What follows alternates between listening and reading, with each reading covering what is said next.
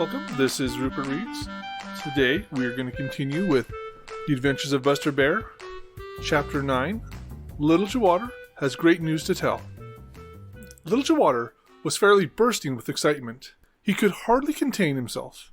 He felt that he had the greatest news to tell since Peter Rabbit had first found the tracks of Buster Bear in the Green Forest. He couldn't keep it to himself a minute longer than he had to. So he hurried to the Smiling Pool, where he was sure he would find Billy Mink and Jerry Muskrat and Grandfather Frog and Spotty the Turtle, and he hoped that perhaps some of the people who lived in the Green Forest might be there too. Sure enough, Peter Rabbit was there on one side of the Smiling Pool, making faces at Reddy Fox, who was on the other side, which, of course, was not at all nice to Peter. Mr. and Mrs. Redwing were there, and Blacky the Crow was sitting in the big hickory tree. Little Joe swam straight to the big rock and climbed up the very highest part. He looked so excited, and his eyes sparkled so that everyone knew right away that something had happened. "Hi!" cried Billy Mink. "Look at Little Joe Otter! It must be that for once he has been smarter than Buster Bear."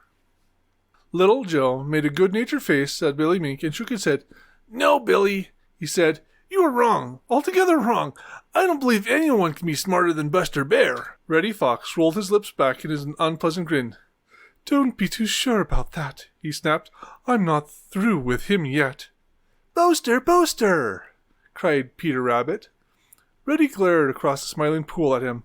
"I'm not through with you either, Peter Rabbit," he snarled. "You'll find out one of these fine days."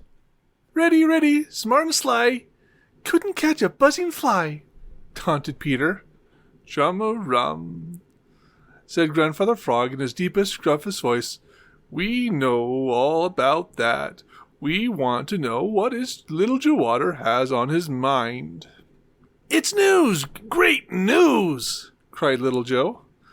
"We can tell better how great it is when we hear what it is," replied Grandfather Frog testily. "What is it?" Little Joe Otter looked around all of the eager faces watching him, and then, in the slowest, most provocating way, he drawled, "Farmer Brown's boy is afraid of Buster Bear." For a minute, no one said a word.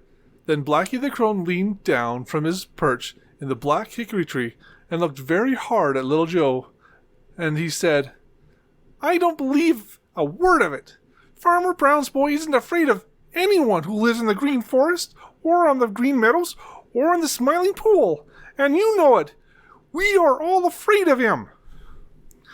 Little Joe glared back at Blacky. "I don't care whether you believe it or not. It's true," he retorted. Then he told how early that very morning he and Buster Bear had been fishing together in the Laughing Brook, and how Farmer Brown's boy had been fishing there too, and he hadn't caught a single trout because they had all been caught or frightened before they got there. Then he told how Farmer Brown's boy had found a footprint of Buster Bear in the soft mud, and how he stopped fishing right away and started for home, looking behind him with fear in his eyes all the way. "Now tell me that he isn't afraid," concluded Little Joe. "For once he knows just how we feel when he comes prowling around here where we are. Isn't that great news? Now we'll get even with him." "I'll believe it when I see it for myself," snapped Blacky the Crow. That concludes this chapter. Thank you for joining us, and if you were joining for the first time, please continue at the first chapter. Thank you.